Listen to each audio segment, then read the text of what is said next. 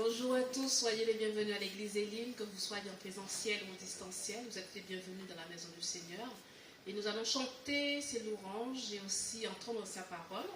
Nous allons pour cela lui donner la première place en priant. Amen. Seigneur Dieu, trois fois saint, nous voulons élever ton Saint-Nom, t'apporter nos reconnaissances, nos louanges ce dimanche matin, parce que toi seul en es digne, Seigneur. Merci pour ta bonté envers nous chaque jour de notre vie. Merci Seigneur parce que tu es celui qui prend soin de la veuve, de l'orphelin, de celui qui te cherche d'un cœur sincère Seigneur. Nous voulons te dire merci pour toute grâce, pour tout don merveilleux qui viennent de toi Seigneur. Sois glorifié, béni Seigneur. En ce dimanche nous t'apportons nos louanges. Merci Père. Amen. Amen. Nous allons chanter notre Dieu et le louer avec notre frère son nom. Merci ma soeur. Alléluia. Bonjour à tous, bienvenue à l'église Elim. Je suis très heureux de soyez parmi nous ce matin. Nous allons chanter les louanges à notre Seigneur. Je vous demande tous de vous lever, vous qui êtes en présentiel et vous qui êtes à distance aussi, vous pouvez vous lever chez vous aussi, chanter les louanges au Seigneur. Amen. Alléluia.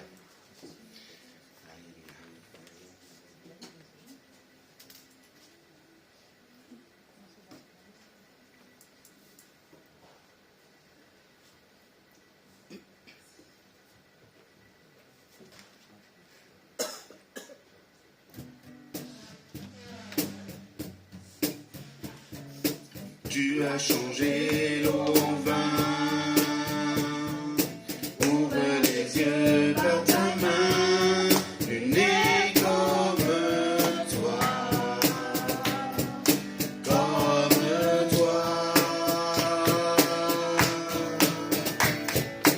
dans nos ténèbres tu brilles, nous revenons à la vie.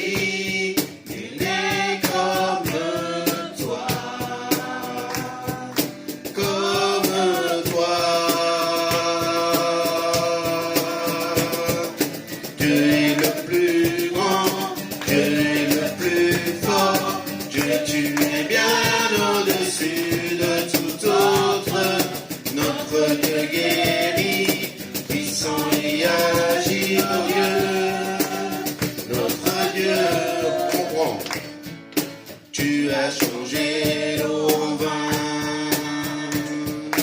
ouvre les yeux par ta main, nul n'est comme toi,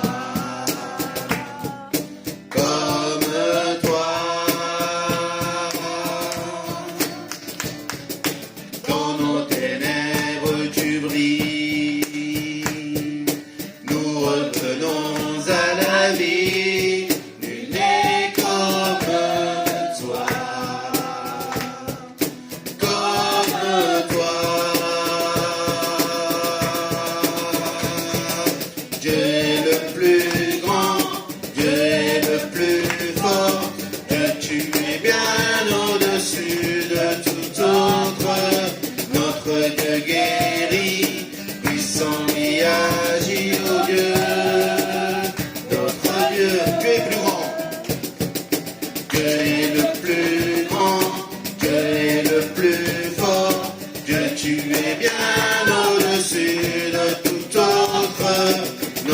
Dieu guérit, puissant et agit, oh Dieu, notre Dieu, si notre Dieu est pour nous, qui pourra nous arrêter, et si Dieu est avec nous, qui sera contre nous, si notre Dieu est pour nous, qui pourra nous arrêter, et si Dieu est avec nous, qui sera contre nous.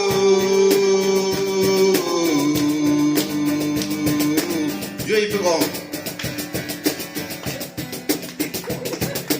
Dieu est le plus grand.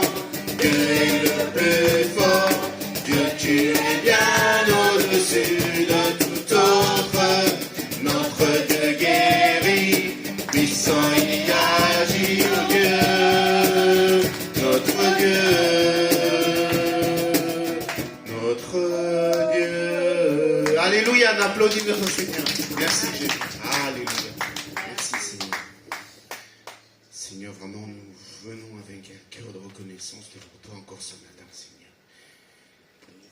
nous te présentons tous nos fardeaux, Seigneur. Toi qui as dit que vous êtes fatigués et chargés, je vous donnerai ma paix, Seigneur. Seigneur, donne-nous encore aujourd'hui ta paix, Seigneur, afin qu'on puisse avancer avec toi en esprit, en vérité. Merci Jésus pour tout tes bienfaits. Alléluia. Amen.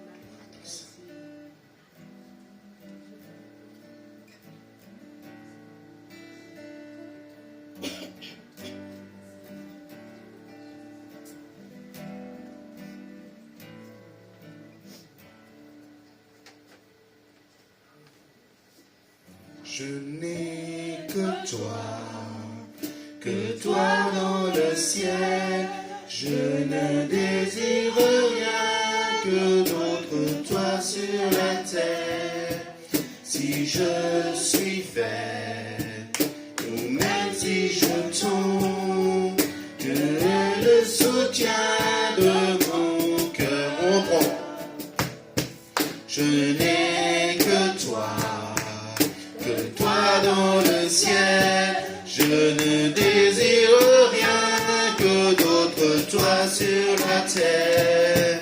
Si je suis faible, et même si je tombe, Dieu est le soutien de mon cœur. Dieu, tu es le soutien de mon cœur. Mon héritage et mon plus grand bien.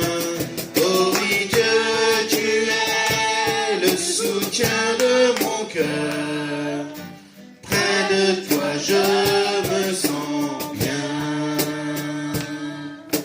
Quand mon cœur était plein d'amertume, je perdais la raison et je n'y voyais plus rien.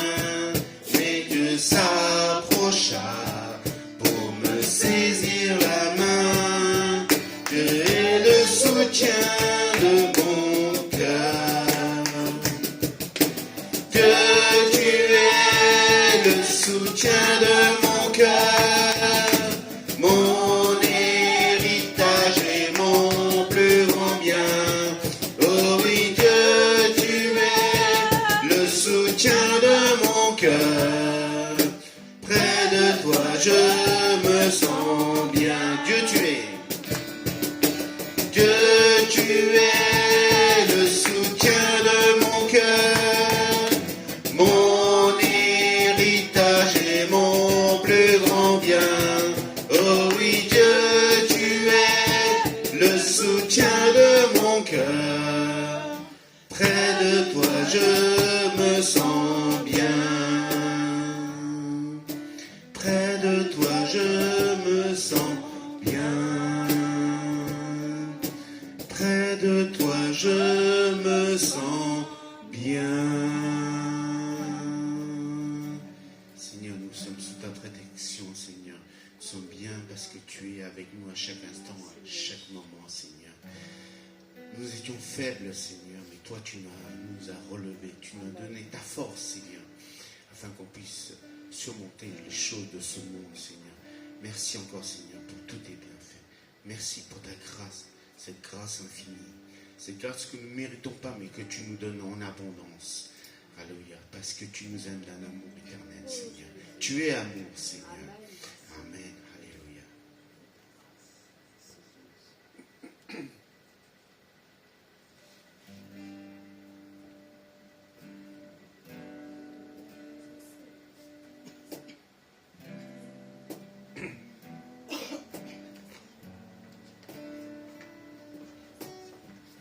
Au-delà des océans,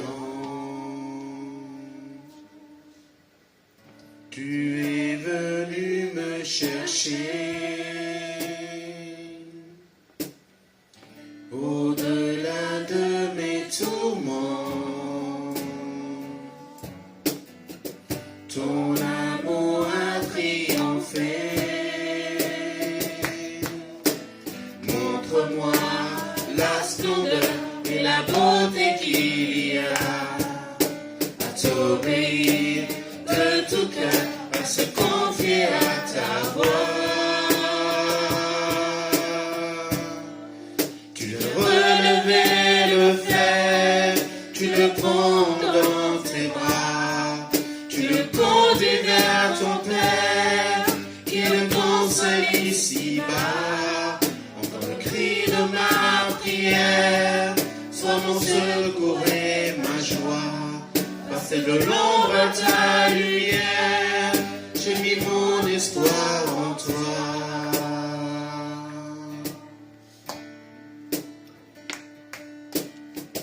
Puisque ma vie passera, en toi je veux demeurer. Puisque tu triompheras,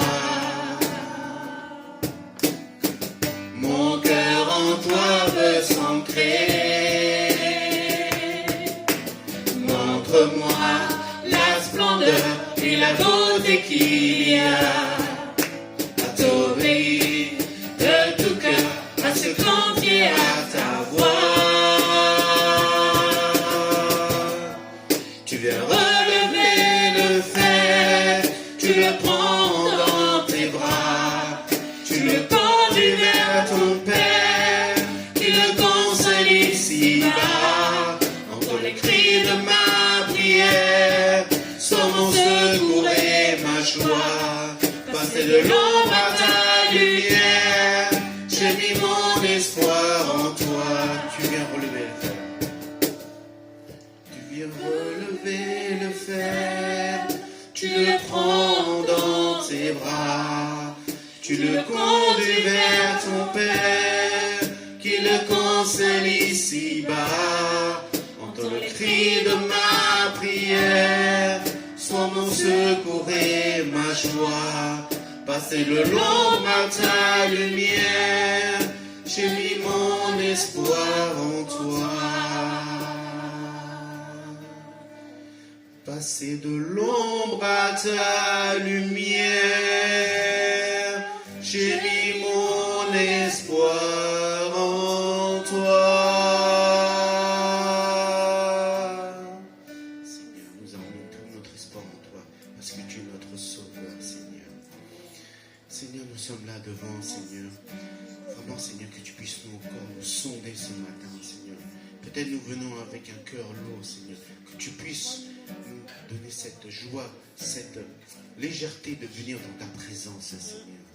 Alléluia. Merci encore, mon roi, mon Dieu, pour tous tes bienfaits. Alléluia.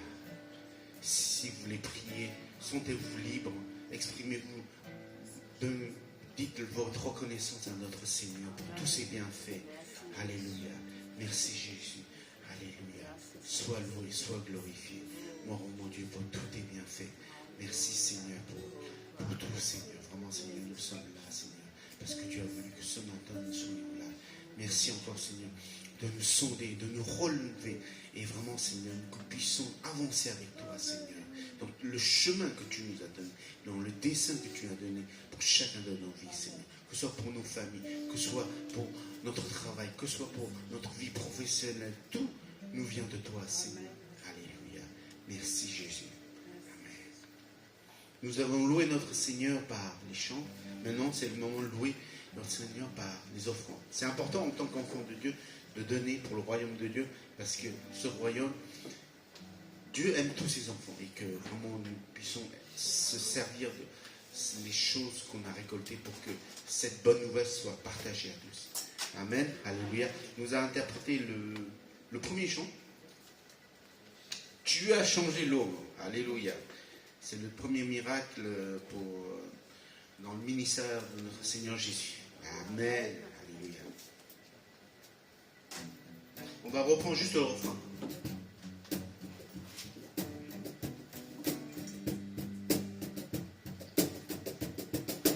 Dieu est le plus grand, Dieu est le plus fort, Dieu tu es bien au-dessus de tout autre, notre Dieu guérit, puissant et agit, oh Dieu, notre Dieu, c'est notre Dieu, si notre Dieu est pour nous, qui pourra nous arrêter, et si Dieu est avec nous, qui sera contre nous, si notre Dieu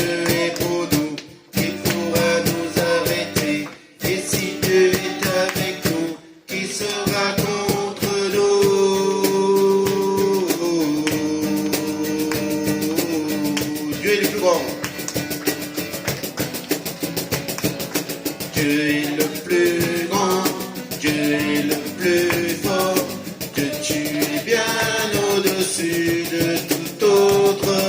Notre Dieu guérit, puissant y agir, oh Dieu, notre Dieu, notre Dieu. Alléluia, nous allons prier pour les enfants. Merci Seigneur pour tous tes bienfaits, Seigneur. Vraiment Seigneur, que nous puissions avoir cette cœur de louange, cette cœur d'adoration, de te donner Seigneur pour ton royaume Seigneur. Vraiment Seigneur, que tu bénis ceux qui ont pu donner et aide ceux qui n'ont pas pu donner à donner par la suite Seigneur. Vraiment Seigneur, cette bonne nouvelle, nous ne voulons pas seulement le garder pour nous, mais le faire découvrir au monde entier Seigneur, parce que tu es notre Seigneur et que tu aimes tous tes enfants Seigneur. Vraiment Seigneur, comme tu as dit Seigneur, s'il y a un brebis qui est égaré, tu vas le chercher, même si les 99 sont à côté de toi Seigneur, parce que tu nous aimes tous Seigneur Jésus. Merci encore Seigneur pour tous tes bienfaits.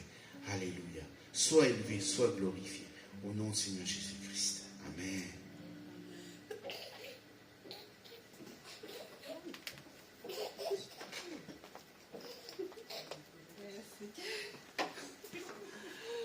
Bonjour à tous, soyez encore les bienvenus à l'église Elim et nous sommes heureux de revoir chacun d'entre vous et aussi notre sœur Claudia. Sois encore la bienvenue dans la maison du Seigneur. C'est avec plaisir qu'on te revoit.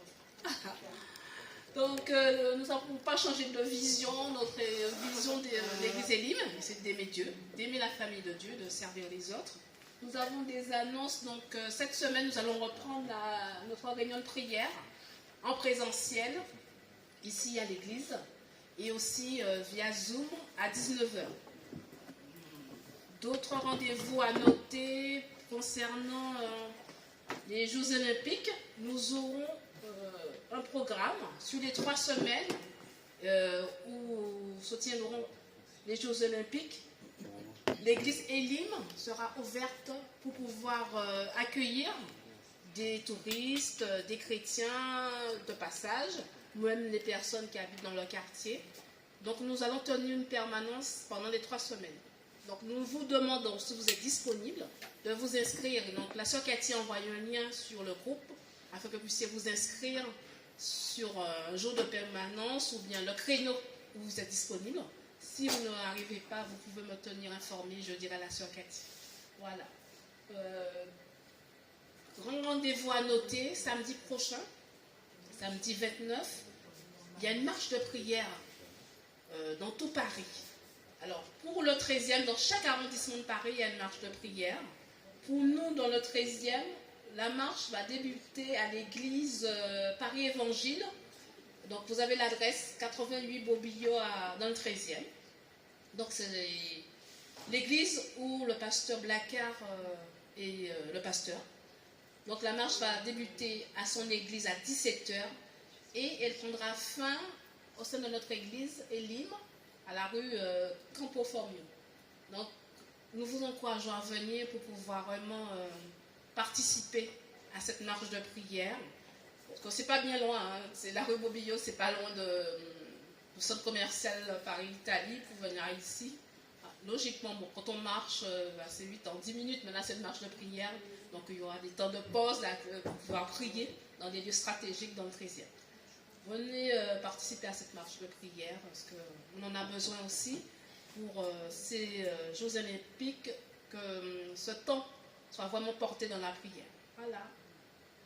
Je pense avoir tout dit pour les annonces. Je vais laisser la place à notre pasteur Eric Pires pour la parole du Seigneur. Soyez bénis.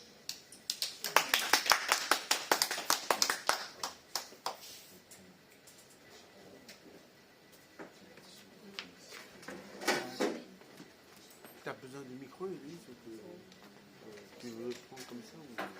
C'est juste pour rappeler que je viens de brancher le parce qu'il est impossible de brancher un jack.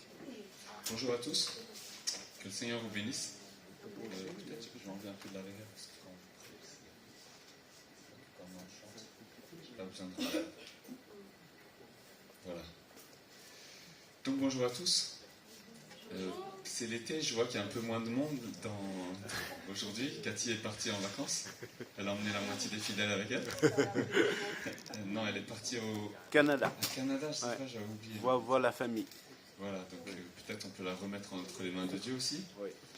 Et alors, excusez-moi, j'ai un peu perdu ma voix il y a 2 jours. Là, j'arrive quand même à bien parler, mais j'ai la voix un peu chargée. Donc, je vais juste vous inviter à prier. On va entrer ensemble dans 1 Corinthiens 9. 1 Corinthiens 9, c'est la course chrétienne. Mais avant de rentrer, je voudrais juste vous inviter à prier.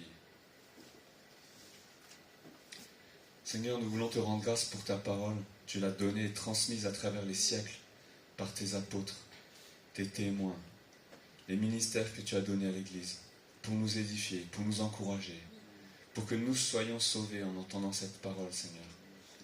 Parce que, Seigneur, ta parole dit que c'est par là, parce qu'on entend, Seigneur, que vient la foi. Et ce qu'on entend vient de ta parole, Seigneur. Je prie que tu nous donnes d'entendre, que tu ouvres nos cœurs, que tu ouvres notre intelligence, que tu ouvres nos oreilles aussi, Seigneur. Et moi-même, Seigneur, je me tiens devant toi à l'écoute de ta parole. Que, Seigneur, tu puisses nous enseigner. Que ce que Paul a transmis à l'Église des premiers chrétiens, Seigneur, nous aussi, 2000 ans après, cette parole puisse être tout aussi vivante pour nous, tout aussi présente pour nous, Seigneur. Parce qu'elle a la puissance de sauver, elle a la puissance de changer les vies, elle a la puissance de guérir, elle a la puissance de délivrer, Seigneur. Et nous nous appuyons sur toi et sur ton Saint-Esprit. Au nom de Jésus. Amen. Amen. Alors, je vois des visages que je connais, des visages que je connais moins. Voilà. Il y en a parmi vous qui m'ont déjà jamais vu ici ou pas? Ah, le frère. Ah, bonjour. Bonjour, mon frère. Okay. Membre de la communauté aussi. Oui, c'est le frère Timothée. Timothée. Oui. Enchanté, Timothée. Ok. Et bonjour à tous les autres que je connais déjà, que je revois avec joie. Aujourd'hui, je vais vous partager ce passage qui fait le lien aussi avec les événements de l'été. Bon, en ce moment, il y a beaucoup de sport en France. Je ne sais pas si vous avez remarqué. Bon, comme à toutes les saisons, mai-juin, il y a Roland Garros. Après, je crois qu'il y a eu le Tour de France. Je n'ai pas suivi, mais il va commencer. Oui, écoute, c'est pas encore le Tour de France. Voilà, Tour de France bientôt. Il y a l'Euro. Il y a l'Euro en ce moment. Et là. encore les Jeux Olympiques. Ouais. Donc là, cette année, on a la totale en sport. Donc, je vais vous prendre un passage dans 1 Corinthiens 9 qui est bien connu. On va rentrer dedans. Je vais commencer à partir du verset 18. Paul dit « Quelle est donc ma récompense ?» C'est une bonne question. Quelle récompense nous attendons? Quelle récompense nous attendons parfois des hommes? Quelle récompense nous attendons de Dieu? Verset 18. 9, 18. Presque. Oui. Voilà, on y est. Je pense que c'est la même version, j'ai la seconde classique. Voilà. Donc, quelle est donc ma récompense? C'est d'offrir gratuitement l'évangile que j'annonce, sans user de mon droit de prédicateur de l'évangile. Car bien que je sois libre à l'égard de tous, je me suis rendu le serviteur de tous, afin de gagner le plus grand nombre. Avec les Juifs, j'ai été comme Juif, afin de gagner les Juifs. Avec ceux qui sont sous la loi, comme sous la loi, quoique je ne sois pas moi-même sous la loi, afin de gagner ceux qui sont sous la loi. Avec ceux qui sont sans loi, comme sans loi, quoique je ne sois pas sans la loi de Dieu, étant sous la loi de Christ, mais afin de gagner ceux qui sont sans loi. J'ai été faible avec les faibles, afin de gagner les faibles. Je me suis fait tout à tous, afin d'en sauver de toute manière quelques-uns. Je fais tout à cause de l'Évangile, afin d'y avoir part. Ne savez-vous pas que ceux qui courent dans le stade courent tous, mais qu'un seul remporte le prix? Courez de manière à le remporter. Amen. Tous ceux qui combattent s'imposent toute espèce d'abstinence, et ils le font pour obtenir une couronne corruptible. Mais nous, faisons-le pour une couronne incorruptible. Moi donc, je cours, non pas comme à l'aventure, je frappe, non pas comme battant l'air, mais je traite durement mon corps et je le tiens assujetti, de peur d'être moi-même rejeté après avoir prêché aux autres. Amen. Voici la parole du Seigneur, 1 Corinthiens 9, que Paul nous a transmise. Père, je te bénis pour cette parole, que tu nous donnes nous aussi de courir, comme Paul a couru. Alors, il y a tellement de choses qu'on peut dire à travers cet enseignement.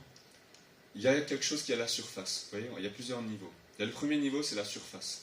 La course, les athlètes, ça, on va dire que tout le monde dans le grand public comprend de quoi on parle. Là, en ce moment, c'est les jeux. Vous voyez les athlètes. Depuis 1 an, ils s'entraînent. Hein. C'est pas depuis 3 semaines. Je dis ça parce que, même dans la course, je veux dire, il y a des personnes qui prennent plus ou moins au sérieux la course. Si ceux qui sont sportifs vont dire « Ah oui, je comprends, vraiment, il faut la préparation, se lever tôt, faire les étirements, l'échauffement, la préparation physique, la préparation générale, la préparation spécifique, l'affûtage, tout ça c'est les étapes que les athlètes font avant une compétition. Préparation générale et physique, c'est ils vont se muscler, ils vont faire un peu de muscu, ils vont se renforcer, ils vont faire de l'endurance par exemple, même si c'est un sprinter, il va faire de l'endurance pendant l'hiver pour vraiment travailler ses capacités. Mais après, il va faire un entraînement spécifique. Si c'est un sprinter, vous avez vu peut-être Usain Bolt, il s'entraîne avec les poids derrière. Oui. Il s'entraîne à courir mais avec des poids attachés. Ça, c'est spécifique aux sprinters. Les marathonman, ils ne vont pas faire ça. Et après, toutes ces préparations, il y a encore l'affûtage. Ça veut dire, les quelques derniers mois ou dernières semaines avant la compétition, ils vont tout faire pour être au top de leur forme. Ils vont se reposer, ils vont soigner leur alimentation, ils vont faire un peu d'intensité et ils vont redescendre pour pas trop se fatiguer avant la compétition. Du coup, chaque athlète a un peu son programme des mois et des semaines et des mois et des mois et des mois à l'avance de la compétition pour dire, là, ce jour-là, il faut que je sois au sommet de ma forme. Après, il y a les coureurs du dimanche, vous voyez. Comme, je sais pas, peut-être certains d'entre nous, on se dit, allez, il faut entretenir un peu la forme. Je vais aller faire un peu de fitness, un peu de sport, un peu d'exercice, c'est bon pour la santé. Mais on va le faire tranquillement, vous voyez. On n'est pas au même niveau. Mais je dirais que ça, tout ça, qu'on le prenne plus ou moins au sérieux, ça reste quelque chose de superficiel, on reste sur l'image sportive. Et peut-être certains vont se dire, voilà, dans la vie, si tu veux réussir, il faut travailler, les études, pareil, il faut faire comme Paul, tu vois, il faut travailler, il faut que tu étudies de manière à remporter, non pas le prix, mais le diplôme. Sinon, tu vas être recalé. Tout ça, c'est des images qu'on peut prendre, qu'on peut les appliquer, vous pouvez les appliquer à votre vie personnelle, pour la réussite, pour le travail, pour les entreprises, même pour la vie de famille. De dire que Paul, quand il dit « je me suis fait tout à tous », je me suis fait faible avec les faibles, voilà, de s'adapter pour que l'évangile puisse gagner chaque personne. Ça peut être dans un foyer, ça peut être dans une communauté, ça peut être autour de nous. Comment faire qu'on puisse gagner? Et là, on rentre dans quelque chose d'un peu plus profond déjà. C'est que Paul prend cette image de la course pour l'appliquer au ministère. Et ça, c'est pas si simple à comprendre. Pourquoi? Parce que Paul est en train de dire, quelle que soit la situation, quelle que soit la compétition, si vous voulez, quelle que soit la course, quand j'ai dû courir avec les païens, je me suis fait comme un païen. C'est ça qu'il est en train de dire. Quand j'ai dû courir avec les juifs, je me suis fait comme un juif. C'est-à-dire, observer le sabbat, observer la loi de Moïse, observer les 10 commandements, observer les traditions juives. Vous voyez, Paul connaissait tout ça. Et quand j'étais au milieu des personnes qui n'ont aucune loi, qui sont vraiment sans référence religieuse, parce que même chez les Grecs et les Romains, ils avaient des références religieuses. Mais il dit, chez les sans loi, ceux qui sont sans loi, j'ai vécu, je me suis adapté à eux, où j'ai parlé d'une manière pour que les sans loi me comprennent. Donc Paul dit, quelle que soit la course, quel que soit le contexte, quel que soit le stade, vous voyez, il y a des petits stades. Le 8 mai, on a fait un concert dans un stade. C'était un beau stade, le stade de Coubertin. Oui. Mais ça reste un petit stade, 5000, 6000 personnes maximum. Stade de Charletti, déjà, c'est un peu plus grand. Je ne sais pas combien, mais il y a peut-être 15, 20 000, 30 000 personnes, je ne sais pas. Plusieurs milliers, vous voyez. Parc des Princes, voilà, c'est encore plus grand. Stade de France, ça y est. Là, c'est bon, on a fait le tour. Paul dit, quelle que soit la course, quel que soit le stade, quel que soit le public face à moi, je me suis adapté. Pourquoi? Pour gagner. Vous voyez, c'est ça la course de Paul. C'est ça sa compétition. Il dit, le but, c'est qu'on puisse gagner. J'ai un frère qui m'a dit, voilà, on devait préparer un événement. C'est notre pianiste depuis 10 ans. Et jeudi, là, fin juillet, on a une série de concerts et d'événements, pareil comme vous allez faire la marche, là, sur Paris. juillet-août, il y aura plein d'événements d'évangélisation pendant les Jeux. Et il y a eu la marche pour Jésus aussi, fin mai. Nous, on devait y participer, mais on a dû reporter parce qu'il y avait trop de choses, trop de contraintes. Peut-être l'année prochaine. Mais il m'a dit, je ne serai pas là. Je pourrais vous aider, mais je ne pourrais pas jouer parce qu'il y a plusieurs dates de répétition. Et nous, sur les dates de répétition, voilà, c'est comme Paul dit, hein, il faut respecter les règles pour les athlètes. Pour qu'ils gagnent la course, il faut qu'ils respectent les règles. Il me dit, je ne pourrais pas être là parce que toutes ces dates, je ne pourrais pas. Mais par contre, le jour J, je serai là pour vous aider pour toute la technique, tout la sono, etc. Et moi, je dis déjà, si tu fais ça, merci mon frère. Et je dis, mais comme tu es notre pianiste depuis 10 ans quand même, je voulais voir, est-ce que tu voulais jouer? Il me dit, non mais là, on n'a pas le temps de faire dans les sentiments. Il m'a dit, notre but c'est de marquer des buts. Le jour J, il faut marquer des buts, donc on n'est pas là pour faire plaisir à un tel qui va jouer, qui va chanter. Donc il dit, moi je serai là pour vous aider. Et je dis, ah, voilà, merci, parce que j'ai vu, il vient dans la bonne attitude, vous voyez. Il se dit, voilà, moi, même si ce jour-là, je suis sur le banc, on va dire, mais je vais vous aider à tout installer pour que le concert se passe bien. Et c'est l'équipe qui gagne. Oui, c'est ça que je voulais dire. C'est l'équipe qui gagne. Peu importe que toi, tu ne sois pas en première ligne, peu importe qu'il y en a un, il est dans les coulisses, c'est tous ensemble, on a travaillé pour que le jour J, David marque un but.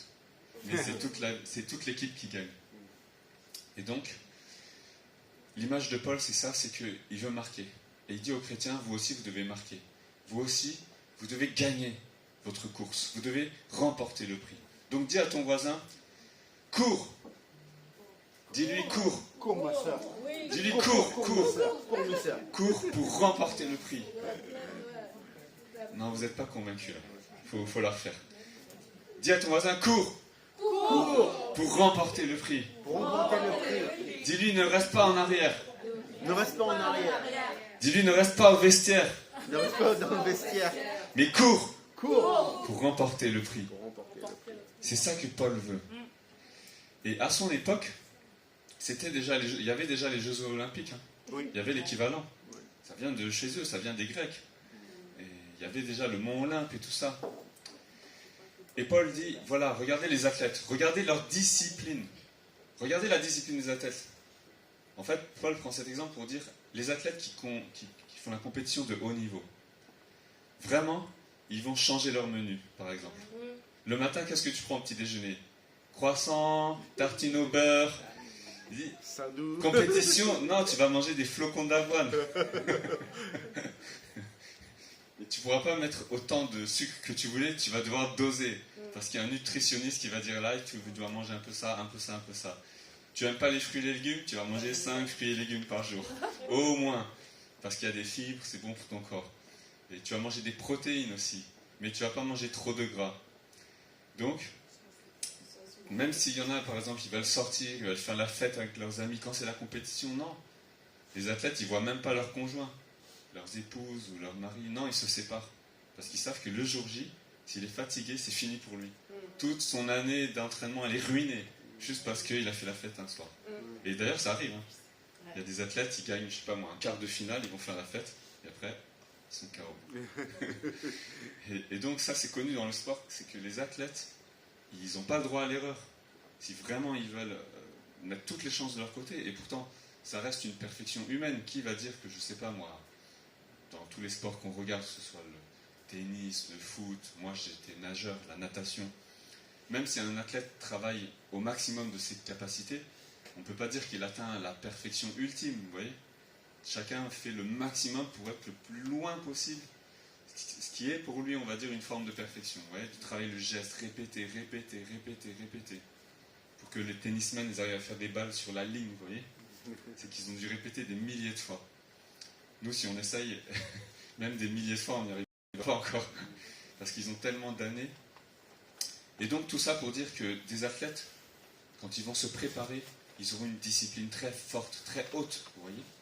Et Paul dit, les chrétiens, il dit, vous courez une course, mais il y en a beaucoup finalement, ils courent sans un objectif précis, vous voyez. Ils mettent des coups, mais ils frappent dans l'air.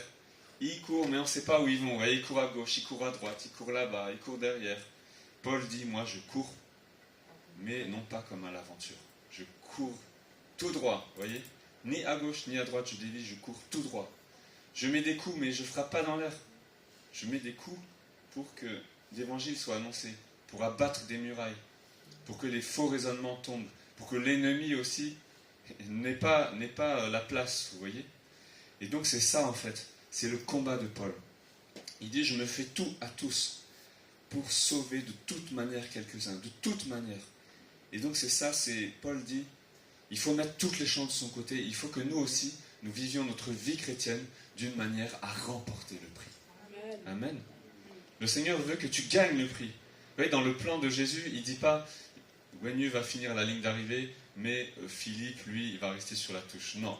Dans le plan de Dieu, c'est Guenyu va arriver à la ligne d'arrivée, Philippe va arriver à la ligne d'arrivée, David va arriver à la ligne d'arrivée, Timothée va arriver à la ligne d'arrivée, Patricia. Le Seigneur veut que tout le monde remporte sa coupe à la fin. Le Seigneur veut que tout le monde ait la médaille d'or. Même le bronze et l'argent, c'est pas mal déjà, mais Jésus veut que tu gagnes l'or. Est-ce que tu crois ça? Peut-être il y en a qui disent, oh, ça c'est beau, c'est pour les autres, mais c'est pas pour moi. Mais est-ce que tu crois Dieu veut ça pour toi? Parce que Dieu dit, je ne fais pas de favoritisme. Dieu ne fait aucun favoritisme. S'il a mis Joseph à l'Égypte, il peut te mettre à la tête de la France si demain il a décidé. C'est Dieu, vous voyez? Si il n'y a pas de chrétien à la tête de la France, c'est parce que Dieu pour l'instant n'a pas voulu. Ou peut-être parce que dans l'histoire de l'Église aussi, il y avait tellement de chrétiens à la tête des États, ils ont fait n'importe quoi. Et Jésus n'est pas venu pour ça, vous voyez. Mais Dieu peut le faire. Demain, il peut le faire. Paul dit, ne savez-vous pas que ceux qui courent dans le stade, ils courent tous, mais un seul remporte le prix. Et donc Paul dit, on est dans une compétition, nous aussi. Paul dit, moi, j'ai labouré plus que tous. Pourtant, il dit, c'est la grâce de Dieu en moi. Mais il dit, j'ai labouré plus que tous. Et on voit bien que Paul a implanté des églises, vous voyez, dans tout l'Empire romain. Partout où il est allé, il a annoncé l'évangile. Il a couru de manière à le remporter. Il dit, vous aussi, courez de manière à remporter votre prix. Alors comment on peut courir de manière à remporter le prix? Il nous dit, tous ceux qui combattent, ils s'imposent toute espèce d'abstinence et ils le font pour obtenir une couronne corruptible. Et il dit, mais nous faisons-le pour une couronne corruptible. Là, le point, c'est que... Il y a un mauvais contact là. Le point ici, c'est que ceux qui combattent, ils s'abstiennent de certaines choses en vue de se préparer à la compétition. Et là, ce n'est pas seulement une image que donne Paul. Paul va dire, les chrétiens, ça c'est la suite, je vais vous lire juste un peu après, si vous lisez Corinthiens 10, il va dire, abstenez-vous des idoles, abstenez-vous des choses du monde, abstenez-vous de l'impureté sexuelle, abstenez-vous de la débauche, abstenez-vous de toute forme d'idolâtrie. Et ça, c'est la discipline des athlètes, vous voyez, c'est de dire, je vais m'abstenir de ce qui peut me faire perdre ma course, ce qui peut faire que je vais chuter dans la course, je vais tomber, parce qu'il y a, vous voyez, comme la course des haies, vous voyez la course, ils sont 10 mètres haies, là. On avait des champions dans ce domaine. Avant, il y avait des champions de France qui étaient très hauts, champions olympiques. Hein? Il y avait une Caristan, c'est vrai? Un Caristan cousin. Un Caristan, Oui. c'est vrai? Oui. Stéphane Caristan. Stéphane Caristan, waouh, il a gagné? Bah oui, c'est trop bon. Et ben, donc voilà. Mais c'est ta famille? Oui, c'est ça. Waouh, ok. Du coup, tu vas nous faire le programme d'entraînement. Demande à ton cousin qui nous donne le programme d'entraînement qu'il a suivi. Et tu vas dire, maintenant, on va faire ça à Elim aussi. Vous allez l'appliquer, lui dire combien de jours en avance il a fait son programme. Vous allez transformer avec des sorties d'évangélisation, formation pour l'évangélisation, temps de prière, temps de lecture de la Bible, temps d'exhortation fraternelle. Voilà, vous transformez votre programme. Demande, comment il s'appelle du coup? Stéphane Caristan, voilà. Il a remporté la médaille alors? Les JO?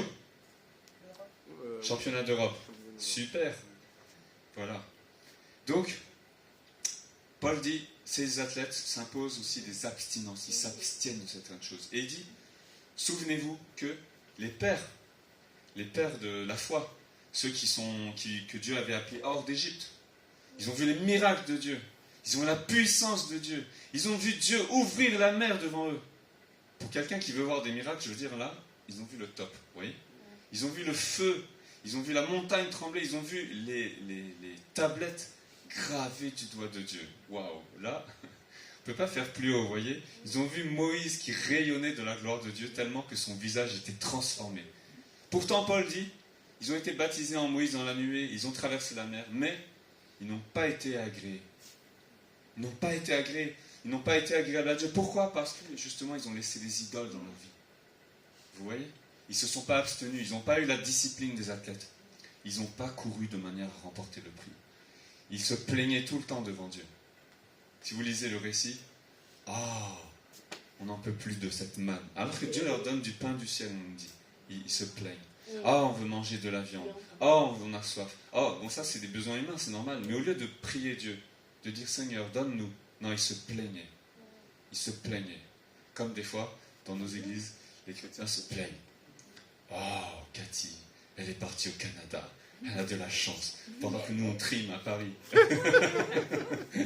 Et après, peut-être ils se plaignent, c'est rien. Mais après, il y en a, ils ont de l'amertume carrément. Ils vont commencer à parler autour d'eux. Toc, toc, toc, toc, toc, toc, toc, toc. Ils ouvrent la bouche partout. Et après, il y a des églises qui sont divisées. Il y a des divisions dans les églises. Il y a des querelles, il y a des séparations. Tellement que dans notre monde chrétien, ce n'est pas seulement les églises locales. On a des familles d'églises différentes. Tellement les chrétiens se sont divisés dans le passé, vous voyez. Et tout ça, Paul nous dit, tout ça, c'est arrivé pour notre enseignement. Pour qu'on apprenne de ces choses-là. Que le Seigneur, en fait, ne veut pas qu'on marche comme ça si on veut remporter la course. Il dit, ne devenez pas idolâtres comme quelques-uns. Selon qu'il est écrit, le peuple s'est assis pour manger et boire, puis ils se levèrent pour se divertir. Ne nous livrons pas à l'impudicité ou la débauche sexuelle, de sorte que quelques-uns s'y livrèrent, et il en tomba 23 000 en un seul jour. Ne tentons pas le Seigneur comme le tentèrent quelques-uns d'eux qui périrent par le serpent. Ne murmurez pas comme murmurèrent quelques-uns d'eux qui périrent par l'exterminateur. Ces choses leur sont arrivées pour servir d'exemple, et elles ont été écrites pour notre instruction à nous, qui sommes parvenus à la fin des siècles. Ainsi donc, que celui qui croit être debout prenne garde de tomber. Vous voyez là, Paul dit, toutes ces choses ont été écrites pour nous. Ça veut dire, toutes ces choses ont été laissées pour notre enseignement. Pourquoi? Parce que Dieu veut que tu remportes le prix. Dis à ton voisin, Dieu veut que tu remportes le prix. Dieu veut que tu remportes le prix. Ceux qui n'ont pas de voisin, je vous le dis, Dieu veut que tu remportes le prix. Il ne veut pas que tu restes sur le banc. Il ne veut pas que tu restes sur la touche. Il veut que tu remportes le prix. Il veut que tu ailles jusqu'au bout de ta course. Et peut-être tu t'es blessé, peut-être d'autres t'ont mis des coups de coude, tu es tombé. Vous voyez, des fois dans le sport, il y a des... Si vous regardez le foot, surtout les foot, je trouve que c'est des champions pour ça. Toutes les crasses qu'ils font en cachette derrière l'arbitre. Ils tirent le maillot dans tous les sens, il y en a un, il écrase le pied de l'autre. Et après, non, j'ai rien fait. C'est des vrais acteurs, certains. Mais dans le sport, tout le monde n'est pas toujours fair-play. Mais même comme ça, le Seigneur dit, tu peux continuer de courir. Et Paul, tout le monde ne lui a pas fait de cadeau. Hein. Il y a des gens qui en voulaient à sa vie. Il y a des gens qui voulaient le tuer. Il y a même des personnes qui ont jeûné en disant, on ne mangera pas tant qu'on l'a pas mis à mort. Vous imaginez à quel point c'est fort. Il y a des gens qui vraiment le détestaient à mort. Et pourtant, Paul dit, je continue de courir. Et même Paul dit, ce n'est pas que j'ai déjà saisi Christ, mais je tente de le saisir comme lui, il m'a saisi le premier. Vous voyez, Jésus, il s'est saisi de nous. Et si tu crois ça, si tu crois que Jésus t'a saisi, alors il n'y a rien d'autre à faire que de courir pour saisir le Seigneur lui aussi. De dire, moi aussi, je vais courir ma vie chrétienne jusqu'au bout comme Paul. Et Paul, il dit, à la fin de son parcours, il dit à Timothée, il dit, moi, j'ai achevé ma course, j'ai combattu le bon combat, et la couronne de justice, elle m'est réservée, voyez, parce qu'il a couru jusqu'au bout. Et il dit à Timothée et à tous ces jeunes derrière lui, il dit, vous aussi, courez. Il dit à Timothée, donne-toi tout entier à ton ministère. À tel point qu'il lui dit même, laisse un peu l'exercice physique, parce que toi, ta course et ton combat, c'est pas le sport, c'est le ministère pour Timothée, vous voyez. Et donc, il dit, vous aussi, toutes ces choses ont été écrites pour nous, parce que Dieu veut que vous gagniez. Il ne veut pas que vous tombiez, il ne veut pas qu'on erre dans le désert 40 ans comme le peuple, qui n'a pas pu entrer dans la terre promise, non. Il dit, ne soyons pas comme ceux qui ont été idolâtres, ne soyons pas comme ceux qui se sont révoltés, ne soyons pas comme ceux qui ont murmuré contre Dieu et contre leurs responsables, parce que Dieu ne veut pas qu'on tombe dans le désert.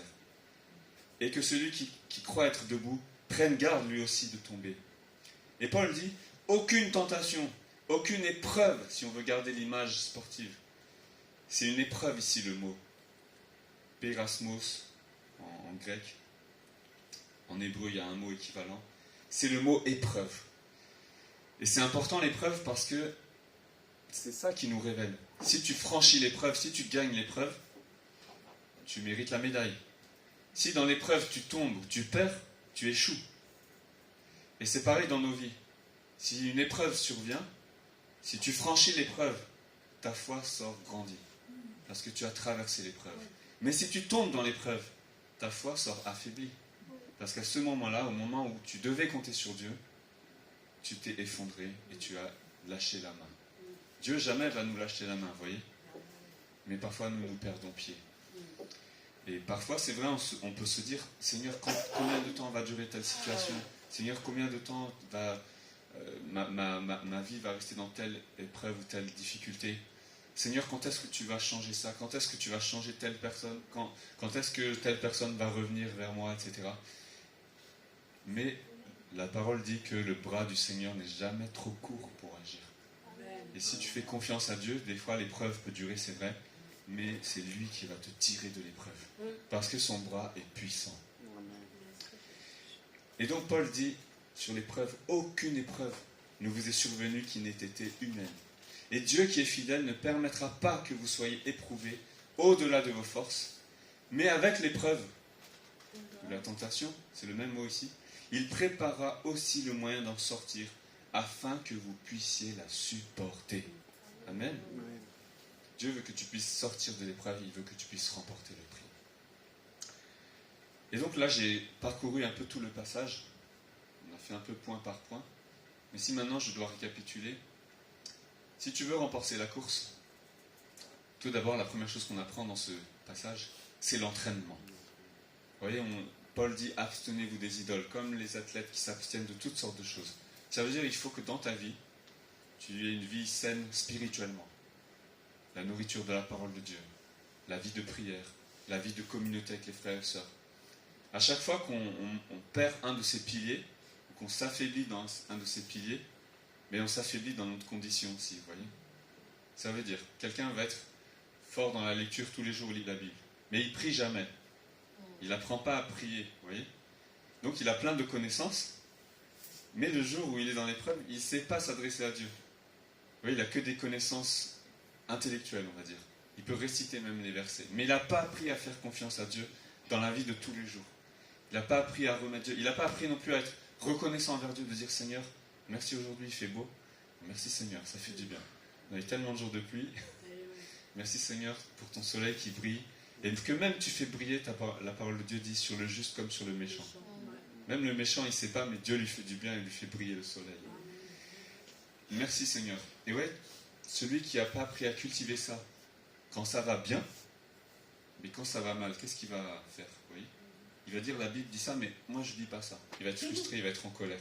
Parce qu'il n'a pas appris à cultiver sa relation avec Dieu, à s'adresser au Père, comme Jésus qui s'adressait au Père. Jésus s'adressait au Père. Même les disciples, ils le voyaient prier, se retirer à l'écart. Il n'avait pas de formule magique quand ils lui ont demandé « Apprends-nous à prier ». La prière du Notre Père, c'est simple quand vous la lisez. Ça dure même pas 30 secondes pour la réciter par cœur. Et Jésus priait avec ça. Mon Père. Mais il allait dans le lieu secret, il prenait le temps avec Dieu. Quand on apprécie quelqu'un, vous voyez, il n'y a pas besoin de... C'est comme si je disais, apprends-moi comment parler avec Wanu. J'ai pas besoin. Parce que comme on se connaît, on va manger ensemble, et de toute façon, on va trouver un sujet de conversation. Quand tu connais quelqu'un, tu n'as pas besoin d'un manuel pour parler à la personne, vous voyez. Et quand on connaît Dieu, on n'a pas besoin d'un manuel pour s'adresser à lui. Mais les personnes qui ne connaissent pas Dieu, ils en sont encore au manuel, vous voyez. Comment on apprend à dire ça? Comment on apprend à prier? Et donc, c'est ça les bases, la discipline. D'autres, ça va être la lecture. Ils vont prier, prier, prier. Ils demandent toujours la même chose, mais ils n'ont pas appris justement à prier différemment. Que dans les psaumes, des fois tu loues Dieu, des fois tu intercèdes, des fois tu combats aussi. C'est un combat spirituel, tu dois lutter. Il y a des ennemis, il y a des personnes qui en veulent à ta vie. Oui, dans les psaumes, il y a beaucoup de ça. C'est un combat. Et Paul dit, vous avez eu des épreuves, mais aucune épreuve que vous avez eue, elle n'était pas humaine. Ce qui veut dire qu'il n'y avait que des épreuves humaines que vous avez eues. Mais il y a des épreuves qui sont, hors du commun. Dans la Bible, on voit qu'il y a un type d'épreuve contre lequel on ne peut rien. Contre les ennemis, tu peux être délivré, Dieu peut te délivrer. Contre la maladie, Dieu peut te guérir. Si tu as péché, il y a des psaumes où on parle de la repentance. Tu mérites la mort peut-être, comme David méritait la mort. Dieu peut encore te pardonner. Par contre, il y a une épreuve de laquelle il n'y a plus personne qui peut rien pour toi. C'est quand Dieu lui-même est contre toi. Ça, c'est un type d'épreuve qui est dans la Bible. C'est pour ça que Paul dit, vous avez vécu aucune de cette épreuve-là. Parce que quand le peuple s'est tellement révolté contre Dieu, qu'à un moment il a dit, vous ne rentrerez pas dans la terre promise, c'était fini pour eux. Ils ont dit, non Seigneur, pardon, on va aller combattre quand même. Il a dit, n'y allez pas, parce que je ne suis plus avec vous. Et ils sont allés combattre, mais Dieu n'était pas avec eux, ils ont perdu. Ils se sont révoltés, Dieu n'était pas avec eux. Il a même ouvert la terre en deux pour engloutir des personnes qui sont révoltées contre Moïse. Ils pouvaient jeûner, ils pouvaient faire ce qu'ils voulaient, là Dieu a dit, non, vous n'entrerez pas. Et même Moïse n'a pas pu entrer, vous voyez. Donc quand Dieu est contre toi, c'est fini pour toi. C'est terrible de dire ça comme ça, mais il y a un péché contre lequel on ne peut pas intercéder, c'est le blasphème contre l'esprit. Et en fait, c'est la révolte contre Dieu, si vous voulez. Moi, je le comprends comme ça. Le blasphème, c'est quand ça veut dire, c'est comme si tu as renié Dieu, tu as associé l'œuvre de Dieu, les choses de Dieu, tu les as associées à Satan, à l'ennemi. Parce que Jésus chassait les démons et il disait c'est par Belzébul qui chasse les démons. Donc ils ont attribué l'œuvre de Dieu aux démons. Ça c'est grave, vous voyez. Et là quand tu t'opposes à Dieu et que Dieu du coup se tourne contre toi parce que tu agis trop mal, tu te révoltes, tu te rebelles, tu murmures comme là il dit Paul, là plus personne ne peut rien contre toi. Parce que tu combats contre Dieu. Tu ne peux pas combattre contre Dieu. Vous voyez, qu'est-ce qu'un homme devant le Créateur, devant le Dieu Tout-Puissant? Et donc Paul dit, Dieu ne vous a pas fait vivre telle épreuve en tant que chrétien. Merci Seigneur, nous sommes préservés. Dieu n'a pas tourné sa face contre nous. Même la Bible dit, c'est une chose terrible de tomber entre les mains du Dieu vivant. Ça c'est dans Hébreu, il y a des passages comme ça qui disent, ceux qui ont goûté aux promesses, qui ont goûté à la vie en Christ, si vraiment ils renient et qu'ils foulent à terre, Ah, il y a un mauvais contact. Je vais essayer de poser ça. Il y a un grésillement.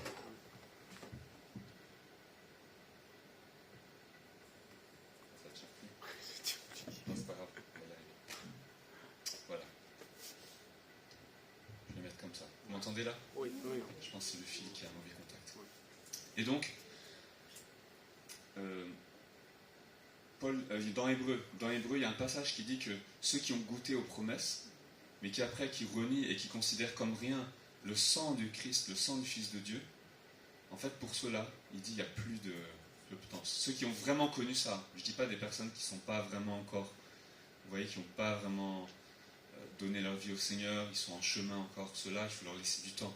Mais des chrétiens qui ont connu, il dit, ils ont goûté, ils ont pris part même aux promesses, au don de l'Esprit, ils ont goûté à la résurrection, ils ont goûté au royaume à venir, ils ont goûté aux puissances célestes qui sont venues dans leur vie déjà, et qu'après avoir fait tout ça, ils renient Dieu. Il dit pour eux, il n'y a qu'une attente du jugement. C'est terrible, hein, ça c'est dans Hébreu. Donc Paul dit, nous ne sommes pas arrivés à ce point-là. Vous voyez, on ne s'est pas arrivé à ce point-là. Toutes les épreuves qu'on a eues, soit c'est des personnes qui nous causent du tort, soit c'est la maladie, soit c'est la mort, soit c'est notre péché, soit c'est des choses, mais ça reste humain. Et il dit qu'il n'y a aucune épreuve que vous ne pouvez pas surmonter. Et donc il dit, puisque vous avez vécu des épreuves comme ça, la première chose que vous devez apprendre, c'est la persévérance. C'est pas écrit ici, mais c'est ça en fait. Ça veut dire de prendre garde à ne pas tomber, de persévérer, de s'entraîner, la discipline, tout ça, c'est la persévérance. La discipline des athlètes, c'est la persévérance. Un athlète se blesse, est-ce qu'il abandonne son sport? Non. Si la blessure est trop grave, il sera obligé. Mais sinon, il va tout faire pour revenir, vous voyez? Même si ça prend 1 an. Il y a des athlètes, pendant 1 an, ils vont être blessés, ils ne peuvent pas faire leur sport, mais ils vont faire la rééducation. Tous les jours, tous les jours, tous les jours, tous les jours, tous les jours. Parce qu'ils savent que s'ils ne le font pas, ils ne pourront jamais revenir. Et ça, c'est la persévérance. Quand tu perds aussi, parfois tu perds une compétition, tu perds dans ta vie aussi, tu peux vivre un échec. Mais Dieu dit, moi je veux que tu ailles jusqu'au bout, j'ai la médaille d'or qui t'attend à la fin. Donc, qu'est-ce que tu fais? Tu te relèves. C'est ça la persévérance. Et quand il y a une épreuve qui est dure et qui nous implique de nous relever, ce qu'il faut aussi, c'est le courage. Vous voyez, c'est pas seulement tous les jours je vais faire la même chose, c'est là, il faut un mental pour se dire, là, il faut que je me relève. Là, vous voyez, je vais, comment dire, je vais me faire un peu mal, on va dire, je vais me faire un peu violence, de dire, allez, je vais sortir un peu de mon confort. Il faut que j'arrive à sortir de cette étape-là. Il faut que je change quelque chose dans ma vie. Il faut que je mette en ordre quelque chose dans ma vie. Il faut que j'arrive à réorganiser quelque chose. En tout cas, je vais mettre toutes les chances de mon côté. Et donc, il faut le courage. Persévérance, le courage. Et après, quand tu as fait tout ça, qu'est-ce que tu peux faire d'autre? C'est la patience parfois. Parfois, il n'y a rien qui va se passer de nouveau. Toi, tu t'entraînes, tu te donnes à fond, tu as le courage, tu as la force, mais il faut juste patienter le moment, parce que le temps n'est pas encore prêt. Si la compétition, Dieu a dit, c'est dans 3 ans, ben c'est dans 3 ans. Si ta promotion est pour dans 5 ans, c'est dans 5 ans. Tu dois être au top pendant 5 ans. Tu dois donner le meilleur, tu dois persévérer, tu dois garder ta discipline, mais c'est dans 5 ans. Si Dieu dit c'est dans 40 ans, comme le peuple d'Israël dans le désert, c'est 40 ans, vous voyez. Mais pendant 40 ans, ils devaient malgré tout garder leur discipline. Ça veut dire quoi?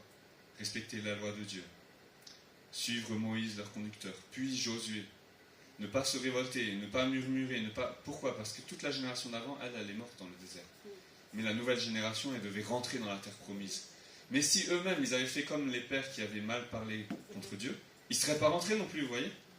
Donc toute cette génération d'après, ils devaient non seulement être fidèles à la parole de Dieu, persévérer, être courageux, parce qu'ils allaient rentrer dans la terre promise, combattre les ennemis, mais ils devaient patienter pendant des années. Ils devaient attendre le moment où Dieu dit, c'est maintenant. Et on voit que quand Dieu a fait rentrer le peuple, parce que c'est ce passage dont Paul parle ici, il a fait rentrer le peuple dans la terre promise, cette génération n'avait pas vu les mêmes miracles que leur père, il a dû de nouveau leur montrer qu'il était là avec eux. Et qu'est-ce qu'il a fait en premier? Vous vous souvenez le premier signe? Il traverse. Il traverse le Jourdain, c'est ça. Le Jourdain. Ah oui, Jourdain, oui. Vous voyez, parce que c'est la nouvelle génération. Eux, ils sont patients quand même. Ils ont attendu 40 ans, seulement parce que leurs parents se sont révoltés contre Dieu. C'était pas leur faute. Ils ont dû patienter.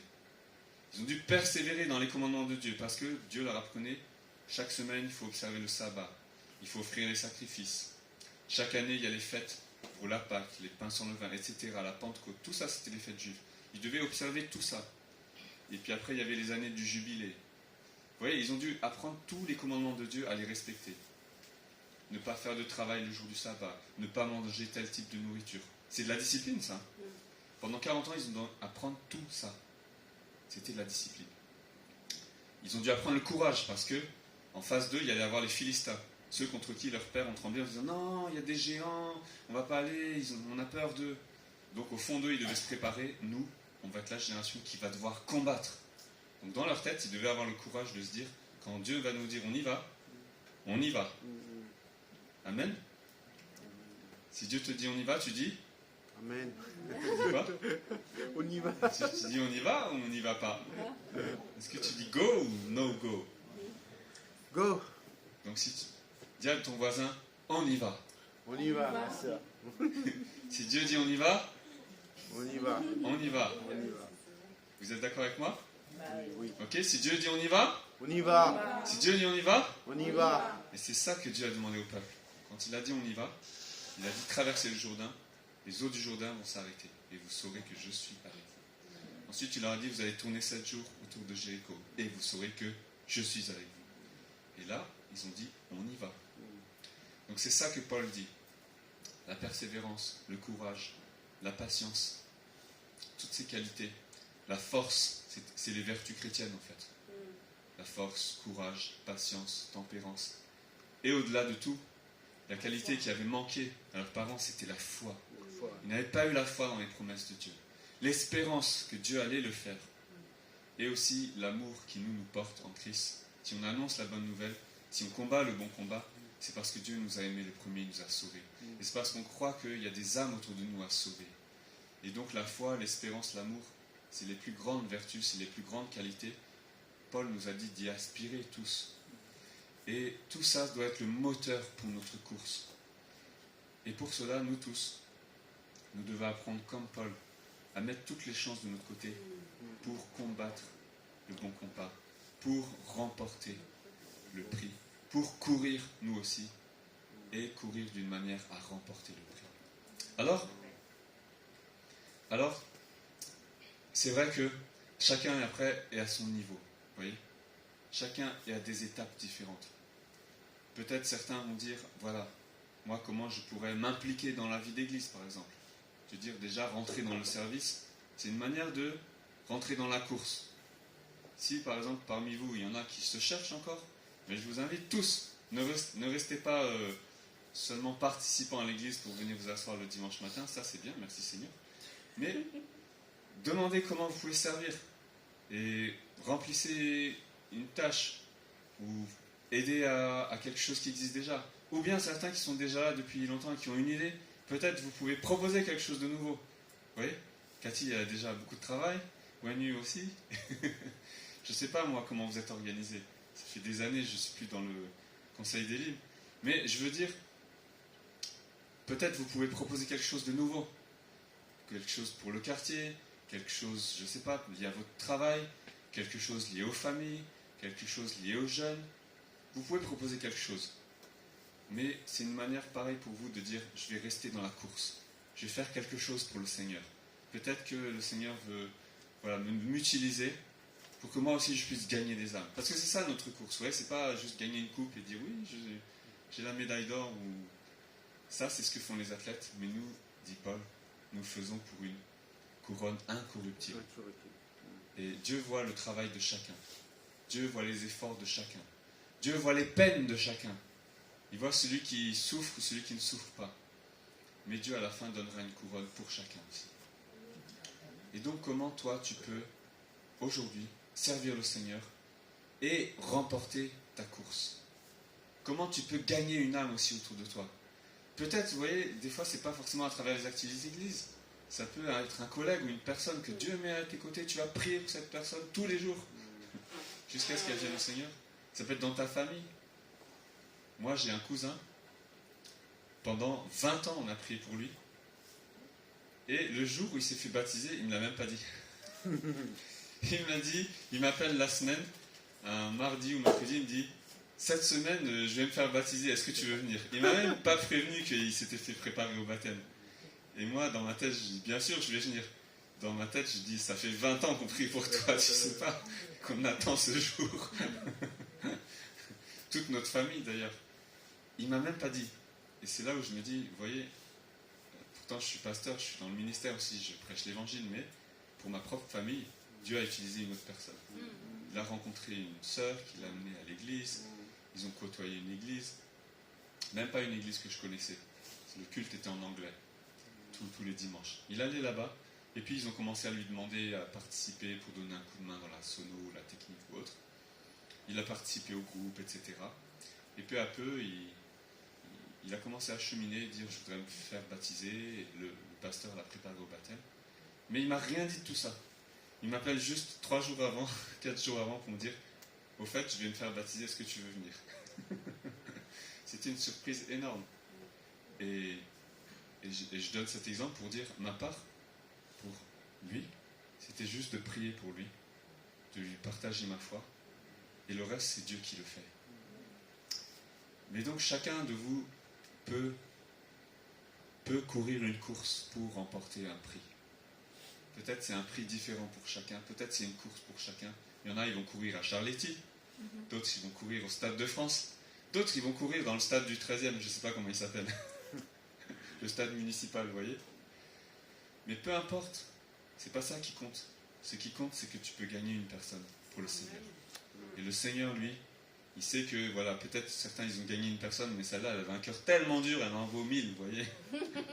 Et d'autres, ils en ont gagné 1000, mais ils n'ont pas fait beaucoup d'efforts. C'est les autres qui ont travaillé pour eux. Par exemple, vous voyez, quand les évangélistes viennent, j'ai un ami, il est évangéliste. Ils font des campagnes, il y a des dizaines de milliers de personnes, des millions. Et il disait que lui, il était allé au Ghana, et il avait été évangéliste, il y avait des dizaines de milliers de personnes dans le stade. Mais il a dit quand Reinhard Bonnke est arrivé après lui, là c'était des millions de personnes. Donc lui à côté il faisait petit joueur, vous voyez. Mais peu importe le nombre, parce qu'en fait c'est Dieu qui prépare le terrain. Pour que, vous voyez, des millions de personnes viennent comme ça, c'est parce que vraiment il y a un réveil dans le pays. Les gens ont une soif. Et lui par exemple il nous parlait quand il y a eu le communisme, le mur de Berlin s'est effondré là, le communisme s'est effondré. Là, les gens avaient une soif. Et les stades étaient remplis quand il y avait des campagnes d'évangélisation, parce que les gens avaient soif. Comme en Corée, quand ils ont perdu la guerre, et Billy Graham allait là-bas. Il y a des millions de Coréens qui se sont donnés à Jésus, mais c'est pas parce que Billy Graham est beau.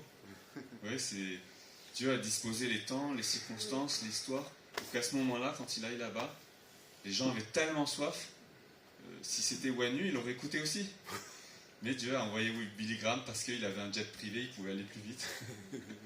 Bon voilà, il y a un contexte qui fait que. Mais après, c'est pas ça qui compte devant Dieu. Ce qui compte, c'est est-ce que toi tu as été fidèle? Est-ce que tu as été fidèle dans ce que Dieu t'a donné? Est-ce que tu as été fidèle dans la course que Dieu t'avait assignée? Est-ce que tu as été fidèle dans les petites choses aussi? Et la parole de Dieu dit, celui qui est fidèle dans les petites choses, on lui confiera De grandes choses.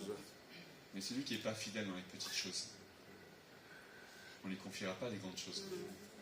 Donc là, c'est bien, Elim, vous êtes un très bon camp d'entraînement.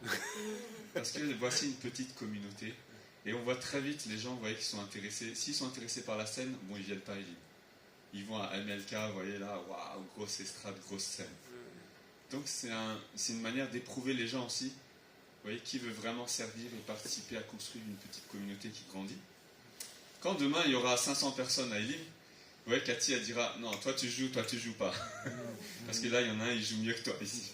Toi tu chantes pas. Non, parce que là, il y a quelqu'un qui a travaillé dur et c'est lui qui dirige la chorale. Vous voyez. En fait, quand il y a du monde, là, on va filtrer, vous voyez. Mais quand c'est une petite communauté, on laisse sa chance un peu à tout le monde. Tout le monde peut essayer. Mais, même dans les choses comme ça, c'est bien de montrer qui respecte les choses de Dieu, qui ne les respecte pas. Qui, parce que c'est un petit service et on se dit c'est rien du tout, va le faire avec négligence.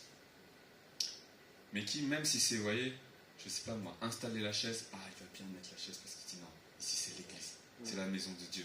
Je vais faire le ménage pour que ce soit super propre, je vais mettre les chaises pour que ce soit bien, je vais tout faire pour que ce soit joli.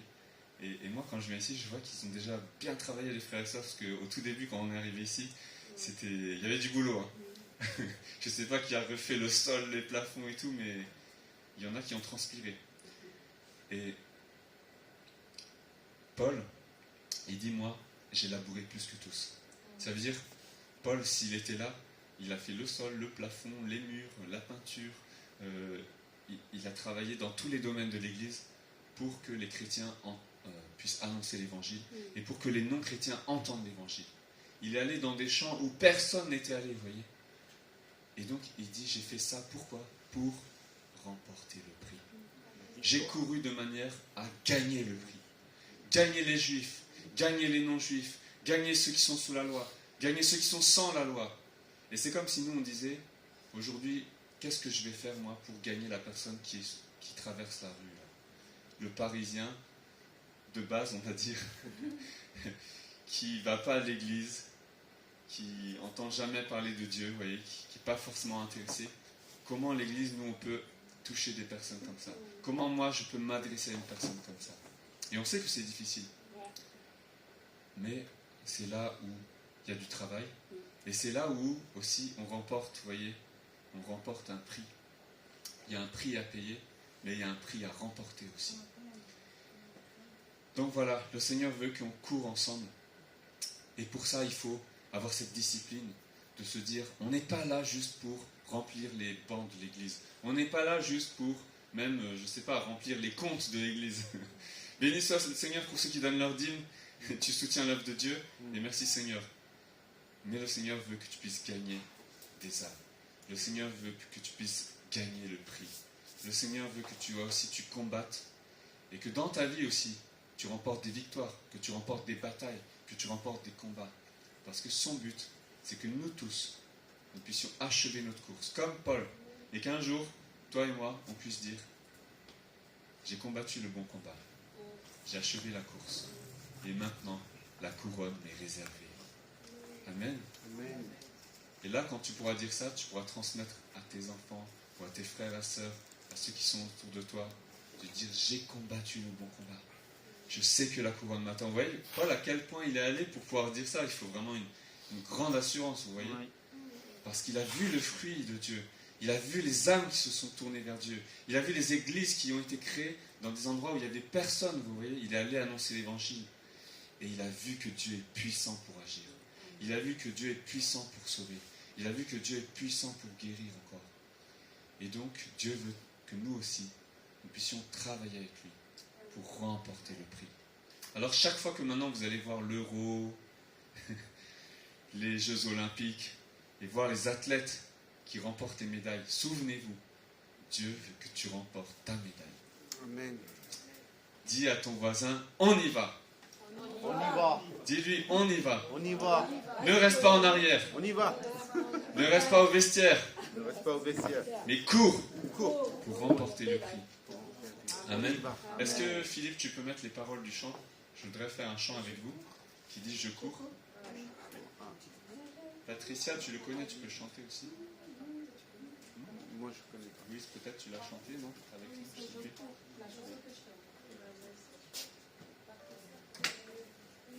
Désolé, Eric, hein, je ne sais pas où. Non? Tu voulais qu'on branche Ouais, c'est pas grave. Ok. Je cours. Voilà, c'est ça.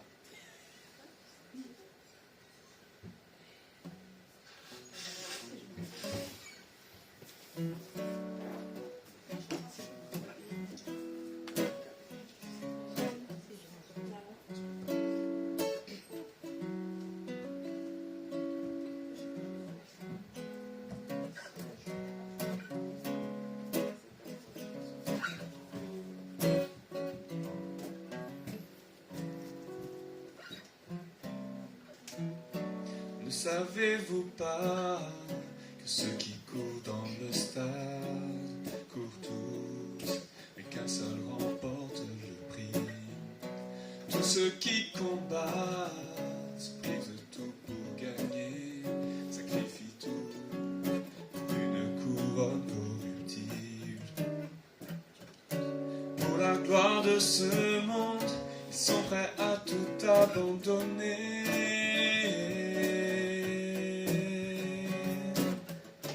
Pour l'amour des hommes, ils sont prêts à se donner. Je cours, pas comme un aventure, sans détour je cours pour remporter le prix. Je frappe, non pas comme battant l'air, poussé par l'esprit, pour porter sa lumière.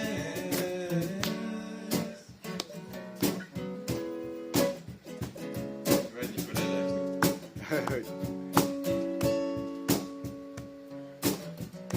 ceux qui vont dans l'arène ne connaissent pas la peur, qu'importe l'issue, ils iront jusqu'au bout du combat. Leur cœur est sans crainte, les gladiateurs de la voix, ils lutteront jusqu'à rendre leur dernier soupir.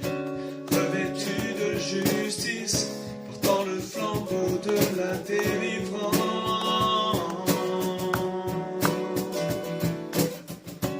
Ils offrent en sacrifice sur l'autel de la vérité.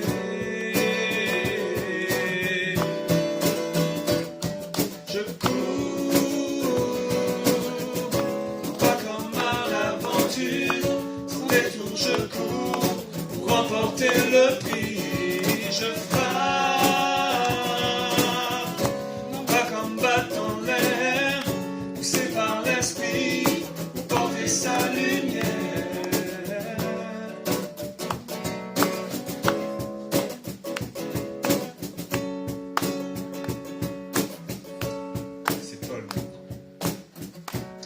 je t'ai maltraité, qu'elle m'ait abandonné, mais j'ai décidé de ne jamais m'arrêter.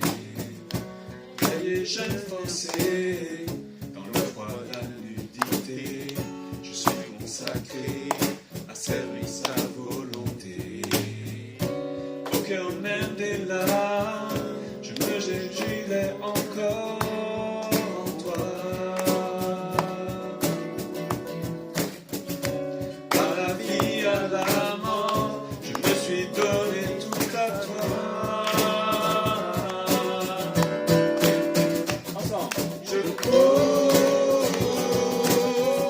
non pas comme à l'aventure, sans détour je cours pour remporter le prix. Je frappe, non pas comme battant l'air, poussé par l'esprit pour porter sa lumière.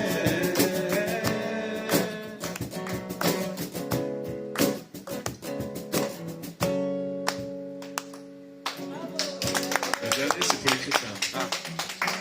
Tu courais si bien, mais qui t'a donc arrêté? Aurais-tu cessé de porter tes regards vers lui? As-tu abandonné le feu de ton premier amour, quand celui qu'il te porte n'a cessé depuis le premier jour? Par la gloire de ce monde, serais-tu attiré?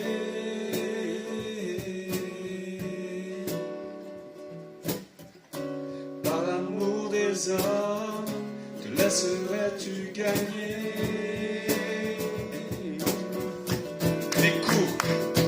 Mais cours,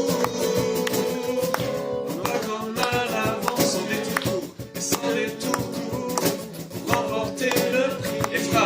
Et frappe, non pas comme battant l'air, poussé par l'esprit, pour porter sa lumière. Je cours, non pas comme à l'aventure, sans détour je cours, pour remporter le prix. Je frappe, non pas comme battant l'air, poussé par l'esprit, pour porter sa lumière.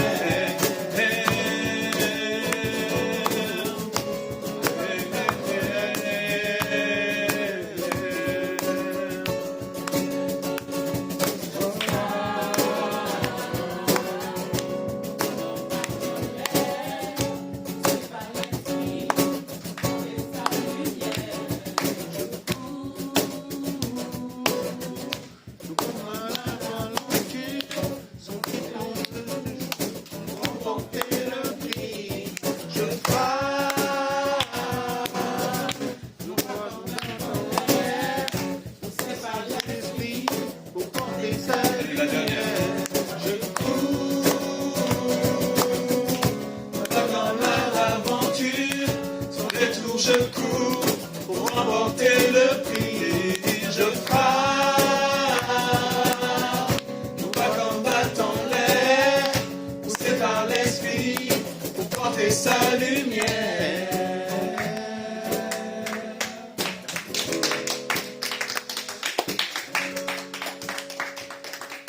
Amen.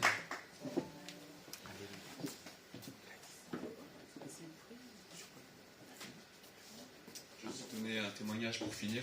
Quand j'ai écrit ce chant, c'était il y a plus de 15 ans maintenant, 2007, 2008 à peu près. Et j'étais encore dans la finance. J'avais pas encore quitté JP Morgan et tout ce monde-là de la banque d'investissement. Et je vivais des choses difficiles parce qu'on était en plein dans la crise des subprimes qui a complètement anéanti l'économie mondiale pendant plusieurs années, qui a mis des économies même de pays par terre, des compagnies par terre. Et au travail, il y avait énormément de tensions. Dans l'église, il y avait eu beaucoup de choses très difficiles dans la première église où j'étais avant de venir à Elim. Et on traversait une période très dure.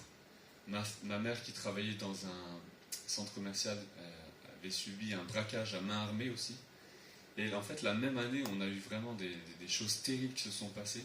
J'ai perdu aussi mes grands-parents en l'espace d'un an et demi. J'avais perdu mes 2 grands-parents maternels, presque en même temps.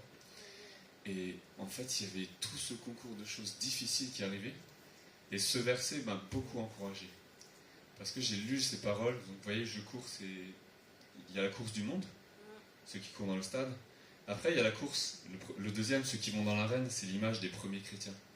Parce qu'ils allaient dans les arènes, mais c'était pour témoigner leur foi, ils se faisaient tuer pour leur foi.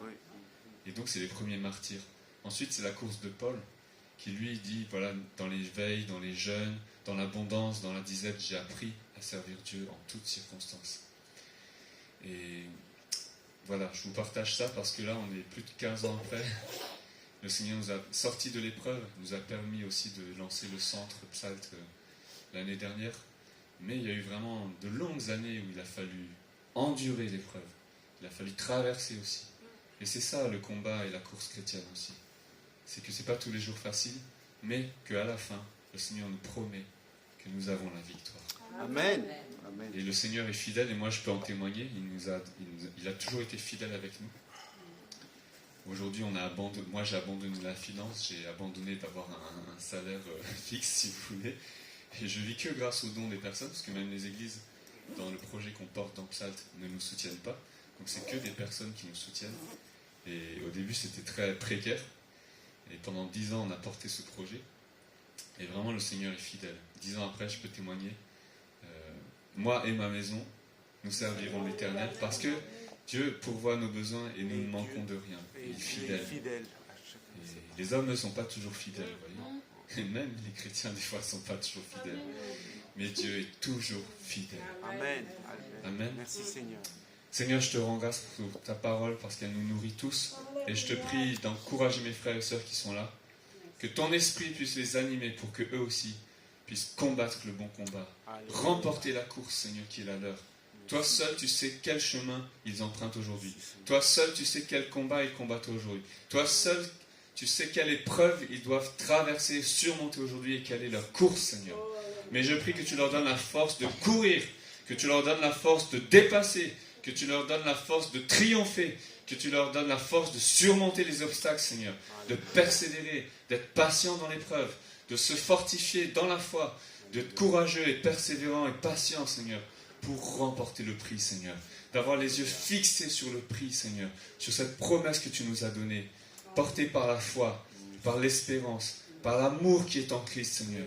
Parce que tu nous as saisis. Nous aussi, nous voulons te saisir, Seigneur.